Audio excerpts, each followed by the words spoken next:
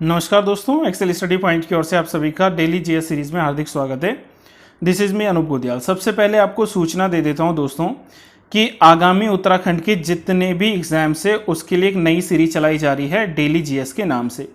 यानी कि हर दिन जो है जीएस के सारे subject, history, polity, economy, geography आदि सब्जेक्ट जो है उनसे रिलेटेड कुछ प्रश्न पूछे जाएंगे और प्रश्नोत्तरी के माध्यम से हम लोग जो है इस सीरीज में कंटिन्यू आगे काम करते चले जाएंगे। उम्मीद यही है कि आने वाले जो भी एग्जाम हैं, चाहे वो पीसीएस का हो, लोअर पीसीएस का हो, चाहे ग्रुप सी लेवल का हो, उसमें इस प्रकार के प्रश्न जो है आपको मदद जो है वहां पर करेंगे। तो चलिए दोस्तों स्टार्ट करते हैं आज का पहला प्रश्न। निम्नलिखित कथनों पर विचार करें। हड़प्पा सभ्यता में समाज पितृसत्तात्मक था, अर्थात समाज में पुरुष प्रधान होता था। हड़प्पा सभ्यता से विशाल मंदिरों और भवनों के साक्ष्य मिले हैं। हड़प्पा सभ्यता से संबंधित क्षेत्र का आकार आयताकार था। हड़प्पा सभ्यता से प्राप्त लिपि ब्राह्मी लिपि थी। उपरोक्त कथनों में से कौन सा या कौन से कथन सत्य है या सत्य है? ऑप्शन है केवल 1 और 2, केवल 1 और 3, 1, 2 और 4 या उपरोक्त में से कोई नहीं। तो पहले इसकी थोड़ा व्याख्या सुन लेते हैं दोस्तों कि हड़प्पा सभ्यता का जो समाज था, यानी कि जो सोसाइटी थी, वो पितृसत्तात्मक नहीं थी, यानी कि पैट्रियार्कल सोसाइटी नहीं थी, बल्कि वहां पर मात्र सत्तात्मक सोसाइटी थी। जिसके एविडेंसेस हमें ये मिलते हैं दोस्तों कि जितने भी साइट्स मिले हैं इंडस वैली की, लगभग हर जगह से जो मदर गॉडेस हैं उनकी मूर्ति मिली है। इट मीन्स कि पहला ऑप्शन क्या हो जाएगा? गलत हो जाएगा। तो इसमें अब देखो दोस्तों, सवाल क्या होगा कि जहां जहां पर पहला होगा ऑप्शन में, वो सारे ऑप्शन गलत हो जाएंगे। एलिमिनेट मेथड इसको कहते हैं, आप लोग कर सकते हैं सवाल को। विच मीन्स कि इसका सही जवाब यह है कि उपरोक्त में से कोई भी कथन सत्य नहीं है। दूसरा देखिए कि हड़प्पा सभ्यता से विशाल मंदिर और भवनों के साक्ष्य मिले हैं, जो कि गलत है, क्योंकि उस समय जो है किसी भी प्रकार से मंदिर स्थापत्य कला का वहां पर विकास नहीं हुआ था। हड़प्पा सभ्यता के क्षेत्र की बात करें, जो एरिया है वो एरिया इनका जो है त्रिभुजाकार है, ना बल्कि आयताकार। और हड़प्पा सभ्यता से हमें लिपि तो जरूर मिली है, स्क्रिप्ट तो जरूर मिली है, लेकिन वो ब्राह्मी लिपि नहीं थी। वो लिपि को अभी तक पढ़ा नहीं जा सका है। तो दैट इज वाई ये जो इसमें ऑप्शन हो जाता है, इसका सही जवाब है उपरोक्त में से कोई नहीं। साथ में यह भी बता दूं दोस्तों कि इंडस वैली सिविलाइजेशन जो है, इंडस वैली सिविलाइजेशन को कहा जाता है प्रोटो हिस्टोरिक एरा का एक जो है कल्चर, यानी कि जो आद्य ऐतिहासिक काल था। आद्य ऐतिहासिक काल वो ऐतिहासिक काल होता है दोस्तों जहां से हमें जो है लिखित साक्ष्य मिले हैं, यानी कि हमें वहां से लिपि मिली है, लेकिन उस लिपि को अभी तक जो है पढ़ा नहीं गया है, या वो लिपि कौन सी है इसको अभी तक जो है जाना नहीं गया है। वो प्रकार का काल जो है उसी को आद्य ऐतिहासिक काल कहते हैं। साथ में यह भी इंपॉर्टेंट हो जाता है दोस्तों कि भारत देश की जो पहली नगरीय सभ्यता थी, वो पहली नगरीय सभ्यता भी इंडस वैली सिविलाइजेशन ही था। दैट इज वाई ये इंपॉर्टेंट हो जाता है। रेस्ट ऑफ जो कंप्लीट इंडस वैली सिविलाइजेशन होंगे वो हम लोग जो है आने वाले टॉपिक्स में बात करेंगे। नेक्स्ट प्रश्न की बात करें दोस्तों, तो निम्नलिखित में से भारत के राष्ट्रपति के चुनाव में कौन शामिल नहीं होता है? अब देखो दोस्तों, यहां पर मेन लाइन है कि राष्ट्रपति का चुनाव। ठीक है, पहले ऑप्शंस देख लेते हैं। लोकसभा के सभी निर्वाचित सदस्य, राज्यसभा के सभी निर्वाचित सदस्य, राज्य विधानसभा के सभी निर्वाचित सदस्य, या फिर संसद के सभी सदस्य। हमें बस ये जानना है इसमें, जब हम लोग आर्टिकल 53, 54 और 55 को कवर करते हैं, यानी कि जब हम लोग प्रेसिडेंट के बारे में जानते हैं, तो उसमें से आर्टिकल 54 जो है इंपॉर्टेंट हो जाता है। क्यों? क्योंकि इसमें बात की गई है अबाउट द वोटर्स, यानी कि राष्ट्रपति के चुनाव में कौन लोग शामिल होंगे, कौन मतदान करेंगे। और भारतीय संविधान का अनुच्छेद 54 जो है, इसी में बात की गई है निर्वाचक गण। हिंदी में कहते हैं इसको निर्वाचक गण और इंग्लिश में कहते हैं electoral college, the electoral college. तो बस हमें यह जानना है कि कौन जो है इलेक्टोरल कॉलेज में शामिल नहीं होता है। तो ऑप्शन को देख लेते हैं। सबसे पहले बात करें तो इसका सही जवाब है दोस्तों ऑप्शन नंबर 4, यानी कि संसद के सभी सदस्य। देखो, अगर बात करें लोकसभा के निर्वाचित सदस्य, यानी कि the elected members from Lok Sabha, तो ये कथन तो सही हो जाएगा। The elected members from the Rajya Sabha, ये भी सही हो जाएगा। And the elected members from the state legislative assemblies, ये भी तीनों कथन सही हो जाएंगे। लेकिन जब संसद के सभी सदस्यों की बात करें तो इट मींस कि लोकसभा और राज्यसभा के elected as well as nominated, यानी कि निर्वाचित तो हैं, लेकिन यहां पर यह तथ्य कह रहा है कि साथ में जो मनोनीत सदस्य हैं वो भी शामिल क्या होते हैं? तो बिल्कुल नहीं। याद रखना दोस्तों कि जो राष्ट्रपति का इलेक्टोरल कॉलेज होता है उसमें 3 श्रेणियों में जो है आप लोग जान सकते हैं जो पार्टिसिपेंट होते हैं या वोटर्स होते हैं। सबसे पहला आता है संसद के सभी निर्वाचित, संसद का मतलब लोकसभा और राज्यसभा के निर्वाचित सदस्य, यानी कि ये तो सही हो जाएगा। दूसरा आता है राज्य विधानसभाओं के निर्वाचित सदस्य, यानी कि ये भी सही हो जाएगा। और तीसरा इसी में एक जोड़ा गया था बाद में, ठीक है, शुरू में 1950 में नहीं था, लेकिन 1992 में 1992 में जब 70th यानी कि 70वां संविधान संशोधन आया था, तो इसने इस प्रावधान को जोड़ा था कि जो दिल्ली एंड पुडुचेरी हैं, दिल्ली और पुडुचेरी, इसके भी जो वहां पर सदस्य होंगे, निर्वाचित सदस्य, इनकी जो असेंबलीज होंगी वहां से चुनकर आएंगे। तो इसका जो सही जवाब है वो है ऑप्शन डी, यानी कि सभी सदस्य ना होकर सिर्फ निर्वाचित सदस्य इसमें शामिल होते हैं। तो ये अगेन इंपॉर्टेंट हो जाता है। दूसरा एक नोट लाइन यहां पर और बता देते हैं दोस्तों कि यहां पर लिखा है राज्य विधानसभा, अगर कहीं पर ऑप्शन में लिख दे कि राज्य विधान परिषद यानी कि स्टेट लेजिस्लेटिव काउंसिल, तो स्टेट जो लेजिस्लेटिव काउंसिल होती है, इस स्टेट लेजिस्लेटिव काउंसिल के मेंबर्स पार्टिसिपेट नहीं करते हैं, सिर्फ और सिर्फ स्टेट लेजिस्लेटिव असेंबली के लोग पार्टिसिपेट करते हैं राष्ट्रपति के निर्वाचन में। तो ये जो है आपका इलेक्टोरल कॉलेज हो जाता है। अगेन रिपीट कर रहा हूं, अंडर आर्टिकल 54। नेक्स्ट क्वेश्चन की ओर आगे बढ़ते हैं दोस्तों। प्रसिद्ध ग्रंथ मुद्रा राक्षस के लेखक कौन है? बाणभट्ट, कालिदास, विशाख दत्ता या फिर विष्णु शर्मा? तो इसका सही जवाब है दोस्तों विशाख दत्ता। विशाख दत्ता के द्वारा ही मुद्रा राक्षस जो है इसको इस नाटक की रचना की गई है। और मुद्रा राक्षस जो है संस्कृत का एक ऐतिहासिक नाटक है जिसके रचयिता विशाख दत्त हैं, और इनकी रचना जो है मानी जाती है कि ये लगभग 4वीं शताब्दी में हुई थी।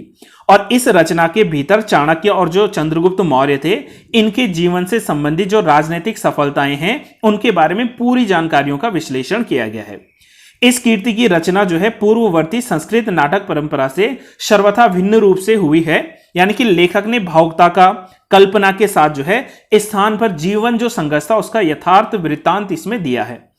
इस महत्वपूर्ण नाटक को हिंदी में पहली बार अनुवादित करने का श्रेय जाता है भारतेंदु हरीशचंद्र को। तो ये अगेन इंपॉर्टेंट हो जाता है दोस्तों कि मुद्रा राक्षस का हिंदी में अनुवादन किसने किया था, तो that is Bharatendu Harishchandra. Next प्रश्न की बात करें दोस्तों, तो मेगास्थनीज ने अपनी पुस्तक इंडिका में भारतीय समाज को कितने भागों में वर्गीकृत किया है?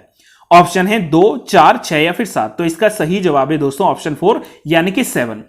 आपको बता दूं दोस्तों कि मेगास्थनीज जो थे, इन मेगास्थनीज को चंद्रगुप्त मौर्य के दरबार में भेजा था सेल्यूकस निकेटर ने।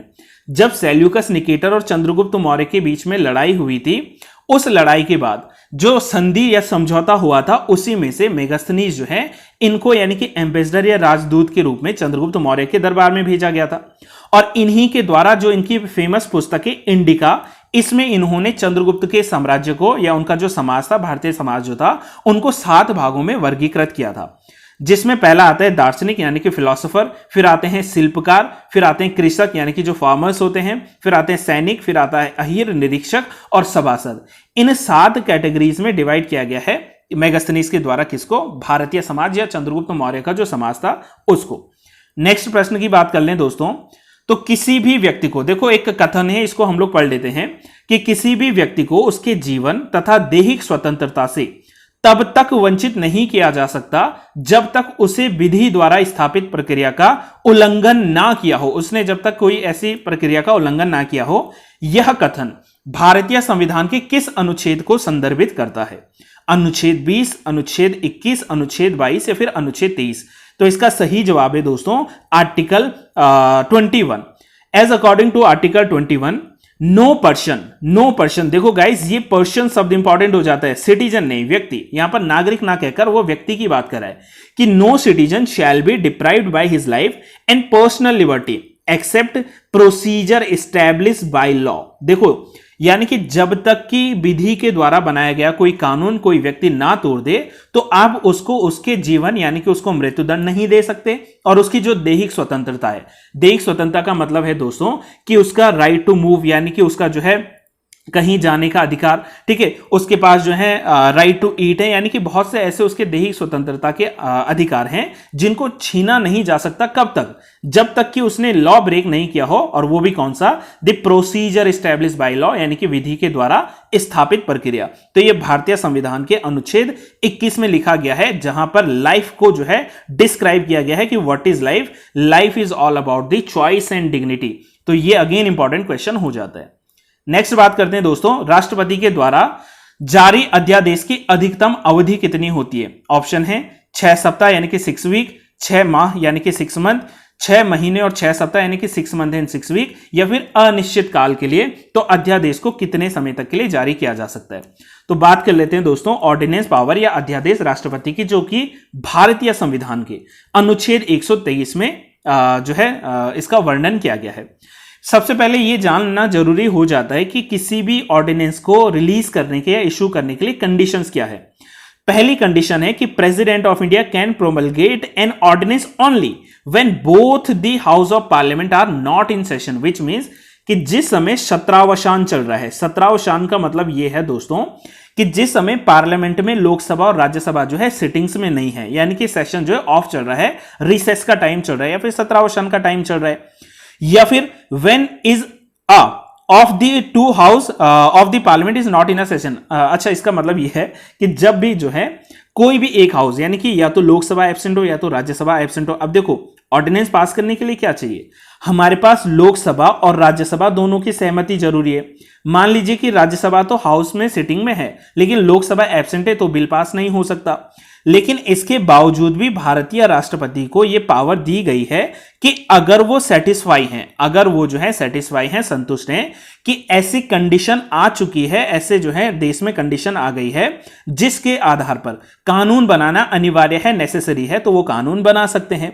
और इस कानून का जो इंपॉर्टेंस है वो उसी प्रकार से होगा जिस प्रकार से कि संसद के द्वारा यानी कि लोकसभा और राज्यसभा के द्वारा बनाए गए कानूनों का होता है। Every ordinance issue by the president during the recess of the parliament must be laid before both of the house of parliament with it reassemble। कहने का मतलब यह है दोस्तों कि देखो अभी तो हमने कहा कि संसद एब्सेंट चल रहा है तो ऑर्डिनेंस पास कर दिया जाए, लेकिन आने वाले समय में जब भी संसद जो है वो रीअसेंबल होगा यानी कि संसद की पुनः बैठक होगी, तो सबसे पहले इस ऑर्डिनेंस को उनके सामने रखवाया जाएगा और उसके बाद उनको समय दिया जाएगा 6 वीक का, 6 जो है सप्ताह का या 6 वीक का समय दिया जाएगा कि इस भीतर आप या तो इस अध्यादेश को पास कीजिए या तो इस अध्यादेश को रिजेक्ट कर लीजिए। यानी कि देखो अगर आपसे कोई पूछता है कि अध्यादेश जारी करने के बाद इसको संसद के द्वारा पास करने के लिए कितना समय मिलता है, तो वो समय मिलता है 6 सप्ताह का। लेकिन अगर मैक्सिमम ड्यूरेशन की बात करें, अधिकतम ड्यूरेशन की बात करें, तो वो बन जाता है 6 महीना और 6 सप्ताह। ऐसा क्यों? क्योंकि देखो दो जो सिटिंग्स होंगी पार्लियामेंट की उसके बीच में मैक्सिमम गैप हो सकता है कितना, 6 मंथ का। यानी कि भाई 6 महीने के भीतर भीतर तो आपको बैठना ही पड़ेगा ना सिटिंग में, तो 6 मंथ वो ऐड हो जाएंगे प्लस 6 वीक इनको समय दिया जाता है। तो ऑर्डिनेंस का जो मैक्सिमम टाइम ड्यूरेशन होता है दोस्तों that is 6 month and 6 week. बहुत से बच्चे इसको कंफ्यूज करते हैं एग्जाम्स में। चलिए नेक्स्ट क्वेश्चन की बात कर लेते हैं। राष्ट्रीय ग्रामीण विकास संस्थान का मुख्यालय कहां स्थित है? ऑप्शन है चेन्नई, दिल्ली, कोलकाता या फिर हैदराबाद। तो इसका सही जवाब है दोस्तों मुख्यालय है इसका हैदराबाद में। राष्ट्रीय ग्रामीण विकास संस्थान यानी कि National Institute for Rural Development and Panchayati Raj, इसकी स्थापना 2008 में हुई थी और इसका मुख्यालय जो है वो हैदराबाद में सिचुएटेड है। और उत्तर पूर्वी क्षेत्रों की जरूरतों को पूरा करने के लिए इसके साथ में जो है जो है मुख्यालय आप लोग कह सकते हैं, जो कि गुवाहाटी यानी कि आसाम में सिचुएटेड है। राष्ट्रीय ग्रामीण विकास एवं पंचायती राज संस्थान जो है यह काम करता है किसके अंतर्गत? केंद्रीय ग्रामीण विकास मंत्रालय के अंतर्गत। और ये एक जो है ऑटोनमस ऑर्गेनाइजेशन है यानी कि स्वायत्त संगठन है। इसका उद्देश्य जो है वो ग्रामीण विकास एवं पंचायती राज के क्षेत्रों में उत्कृष्ट कार्य करने का है। यानी कि ग्रामीण जो विकास होगा, रूरल जो डेवलपमेंट होगा, उस रूरल डेवलपमेंट को देखना है और जो पंचायती राज इंस्टीट्यूशंस हैं वो किस तरीके से और बेहतर काम कर सकें, इन बातों को ध्यान में रखने का काम है राष्ट्रीय ग्रामीण विकास संस्थान का, जिसका मुख्यालय अगेन बता दूं दोस्तों हैदराबाद में है।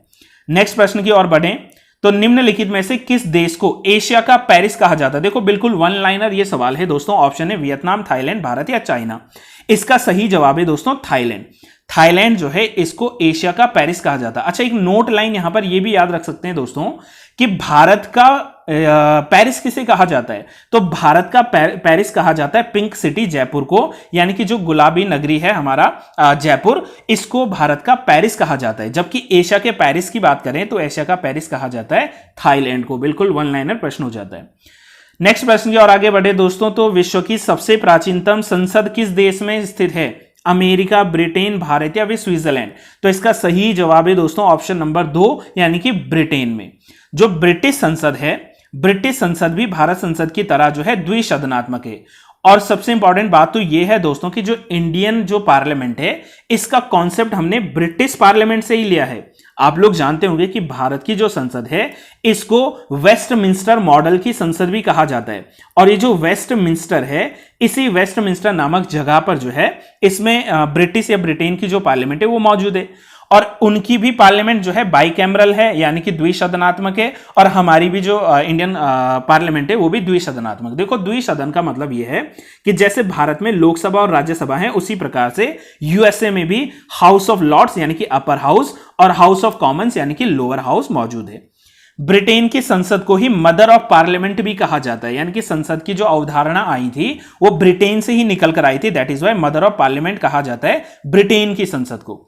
इसकी स्थापना 1707 में हुई थी और ब्रिटेन की संसद में यहां पर ठीक कर लेना ये वाला, ब्रिटेन की संसद में जो है लगभग सदस्यों की जो संख्या है वो 1436 है।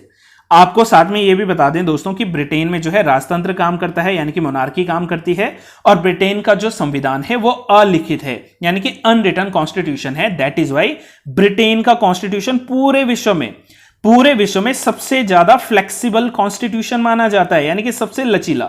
अगर इसके संविधान में संशोधन करना है तो उसके लिए आम जो है प्रक्रिया चलती है, भारत की तरह नहीं, अमेरिका की तरह नहीं, जिसमें रिजिडिटी का कॉन्सेप्ट हो यानी कि वहां पर अनम्यता का कॉन्सेप्ट हो। जबकि ब्रिटेन जो है बहुत ज्यादा फ्लेक्सिबल है, इसमें आसानी से क्या किया जा सकता है, संविधान में संशोधन किया जाता है। अब बारी है दोस्तों आज के अंतिम प्रश्न की। मुगल शासन के समय भुजकाशी नामक खेल की शुरुआत किस शासक के द्वारा की गई थी? ऑप्शन है बाबर, हुमायूं, अकबर या फिर जहांगीर। तो इसका सही जवाब है दोस्तों बाबर। आपको बता दूं कि जो मुगल जो डायनेस्टी थी उसके संस्थापक बाबर जो थे उनके द्वारा पहली बार भारत में भुजकाशी नामक खेल की शुरुआत की गई थी।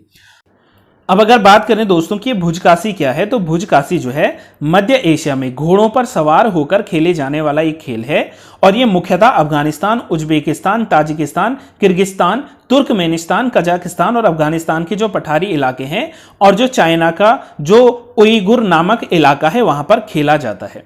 ये सदियों से जो है जो स्टेप्स के मैदान थे या जो स्टेपीज के मैदान थे वहां पर कबीलों के द्वारा खेला जाने वाला एक खेल है, जिसमें घुड़सवार जो हुनरमंद लोग होते हैं वो इसको परफॉर्म करते हैं। इस खेल में जो है खिलाड़ियों का 2 गुट बनते हैं, 2 टीम्स बनती हैं, और खेल के मैदान के बीच में एक जो है मांस का टुकड़ा, अब वो बकरे का सिर या बछड़े का सिर हो सकता है, उसको रखा जाता है, और खिलाड़ी अपने घोड़ों को दौड़ाते हुए उस पीस को उठाने की कोशिश करते हैं, और जो उसे उठा लेता है वह दूसरे गुट के खिलाड़ियों से बचकर उसे जीत की जो लकीर यानी कि जो लाइन होती है उसके पार करने के लिए क्या करता है, कोशिश करता है, और दूसरे खिलाड़ी उसको रोकने का प्रयत्न करते हैं। जैसे पोलो खेला जाता है ना बॉल के साथ, वैसे ही भुजकाशी खेल खेला जाता है, ठीक है, जिसमें सिर को या मीट के टुकड़े को जो है बीच में रखा जाता है।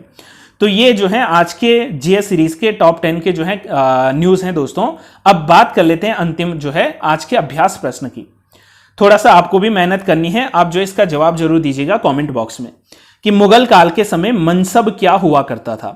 यह एक प्रसिद्ध चित्रकला थी, एक प्रसिद्ध तथा एक प्रशासनिक और सैन्य पद था, एक सिक्के का प्रकार था, या शासन के कुछ प्रमुख अधिकारी जो थे उनको मनसब कहते थे। तो आप अपने जवाब को जो है कमेंट बॉक्स में जरूर दीजिएगा। तो आज के लिए इतना ही दोस्तों। अगर आपको ये सीरीज पसंद आती है तो आप ज़्यादा से ज़्यादा इसको जो है लाइक कीजिए, अपने फ्रेंड्स तक शेयर कीजिए, और अगर आप चैनल से नए जुड़े हैं तो चैनल को सब्सक्राइब करना बिल्कुल ना भूलें। आज के लिए इतना ही। टिल देन आप स्वस्थ रहिए, सुरक्षित रहिए। जय हिंद, जय भारत। Thank you.